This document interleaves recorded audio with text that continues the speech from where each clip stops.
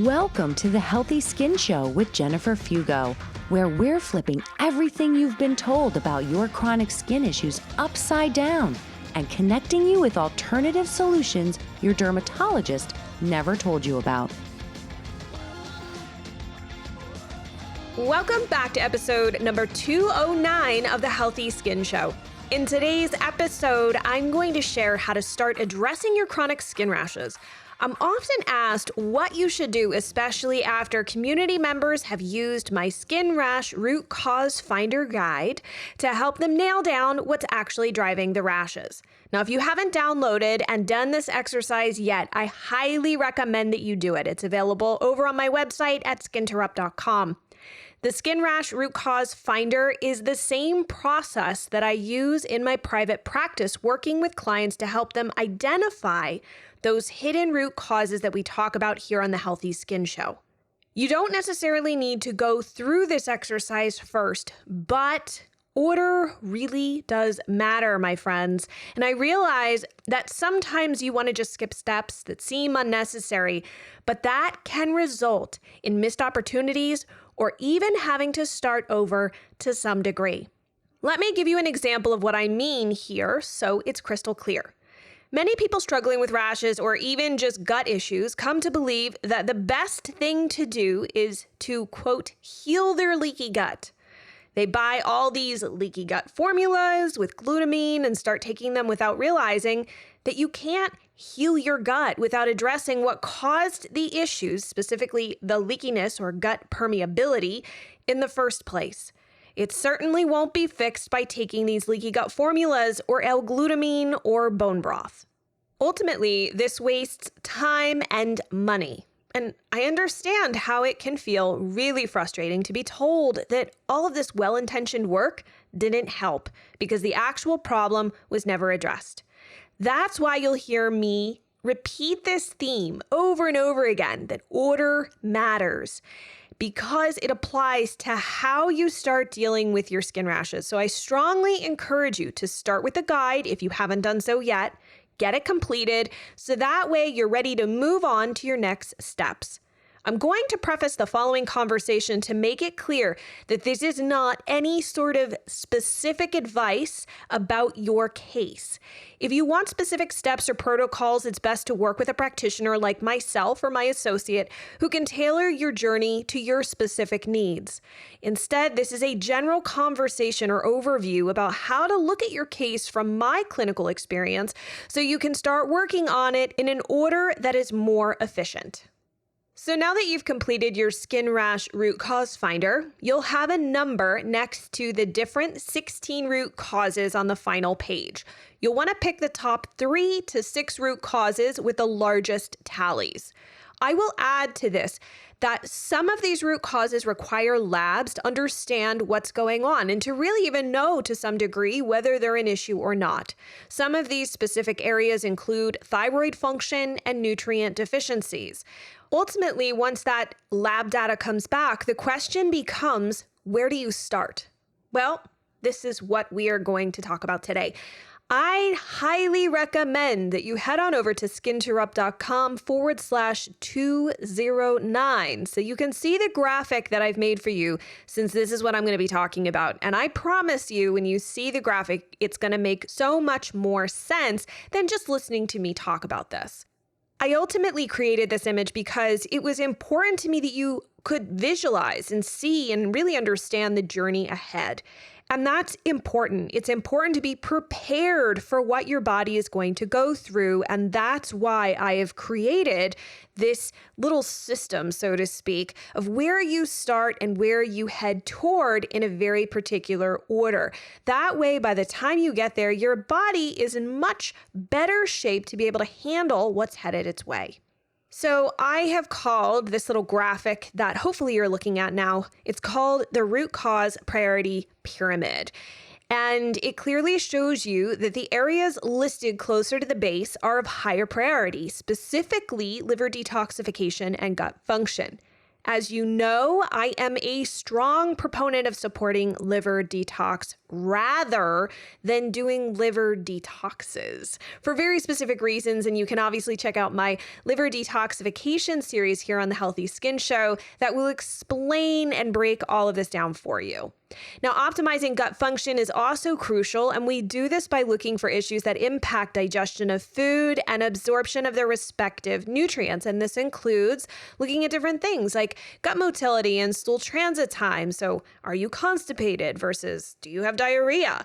Your stool color, gas production, bloating, stomach acidity, gut discomfort, or even maybe pain, nausea, vomiting, autoimmunity like celiac disease or inflammatory bowel disease. Now, a crucial point that so many people miss is that they think that doing something for 1 month or using 1 bottle of something to help their liver detox or gut function means they're done and just simply move on. Well, I hate to be the bearer of bad news, but that is an incredibly short-sighted perspective because you really have to make sure that these 2 areas are supported the entire time.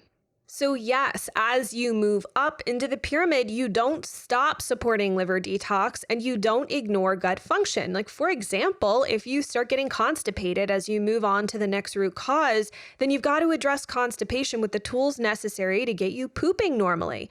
You don't simply ignore it because you feel like you've already dealt with it with that 1 supplement or whatever it was that you did for that other month or what have you. Once you have gut function humming along and the liver detox is better supported, that's the opportunity to begin working your way up to the next root cause that you've identified in maybe the next level of the pyramid. But you have to get the foundational level addressed first and then maintain it as you move higher up into that pyramid.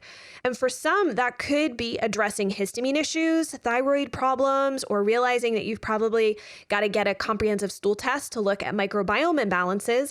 But either way, you're slowly going to work your way up the pyramid, addressing what's true for your case. And I say that because this needs to be a really important reminder, by the way. You don't have all 16 root causes going on. Typically, you have a specific combo of 3 to potentially 6 root causes to focus on. That means that your root cause issues won't look the same as someone else you know who may have the same exact diagnosis from their doctor. And it also means you don't have to work on every box or every level found on my priority pyramid.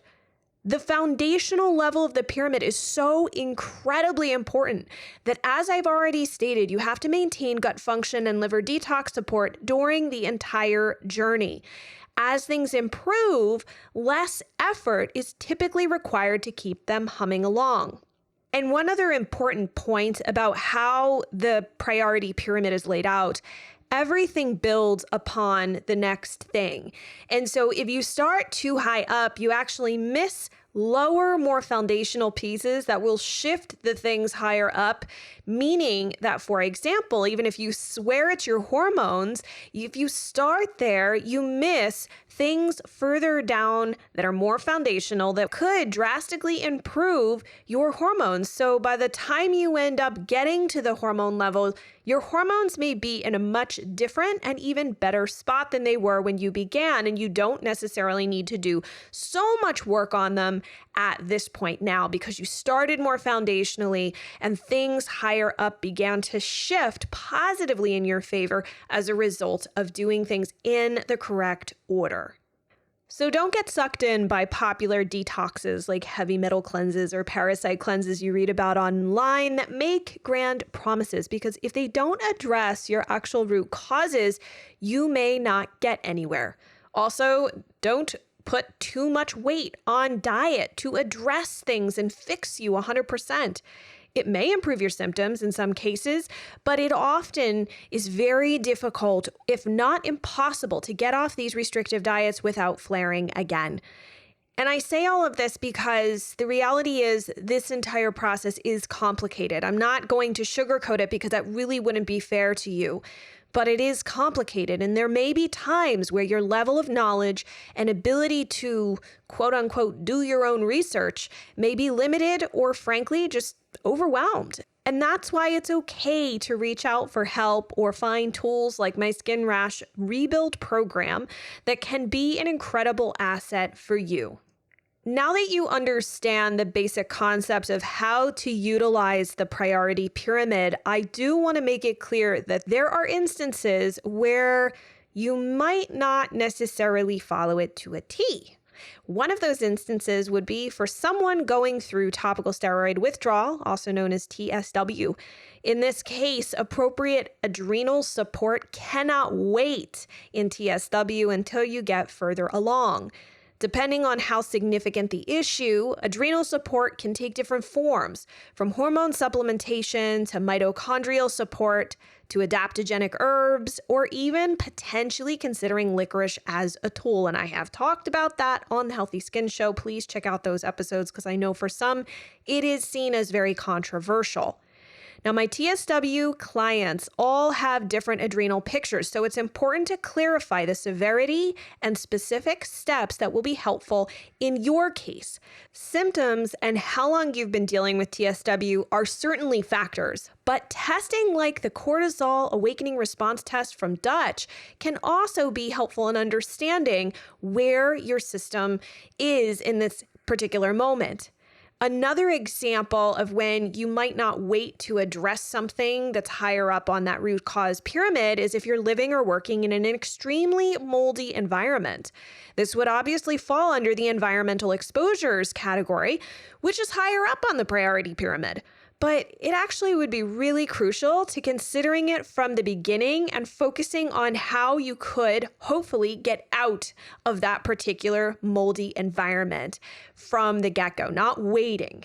And one last point that I just want to mention would be being under an extreme amount of stress due to commitments and work that is absolutely not conducive to your well-being.